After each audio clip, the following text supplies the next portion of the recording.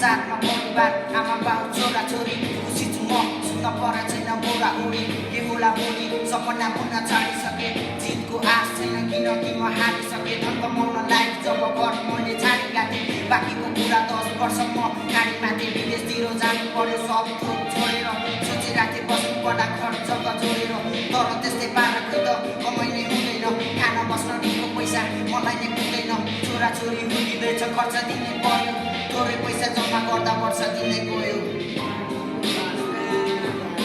बाटो बाहिर फल्ने फुल्ने माटो बाहिर सायद भुल गरेँ मैले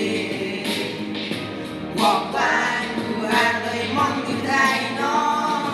सोचेको जस्तो हुँदैन के बुझेको थिएँ आँसुमा डुबेकोले बुझेँ मैले यो जिन्दगी काट्न त्यो ऋण पनि काम गरेँ दिनभरि तर म एक्लै छु या साथ कसले दिन्छ नि दिनहरू जबरजस्ती काट्दै थिएँ मैले फेरि निन्द्रै नलाग्ने रात कट्ने कहिले भुइँ पुसिरहेको छु त्यही माथि लात खाएँ जहिले कमाइ राम्रो छ भनी घरमा ढाँट्दै थिएँ मैले तर कसरी लुकाउँ यो सबै कुराहरू गरौँ आधा कान्छ सपनालाई अझै पुरा गरौँ भन्ने सोचले कसैमा साउदीमा गाह्रो पाथ्यो मलाई त्यहाँ राम्रो ठाउँ लिन सहँदै पानी असिलो चर्को घाममा पसिन मन थियो राम्रो लाउन खान मिठो मसिनो परिवारलाई गेटा बाहिर कति गाह्रो छ हो ती खुन्ते लाउने तिरे भर्ती भएको भयो पुरानो सबै साथी गाडी चाडिरहेको छ काठमाडौँमा घर हातमा सुनको गरिरहेको छ पछि परिरहेको त यता माइन मात्र होला आउने आज भन्ने काम भोलि सडिरहेको छ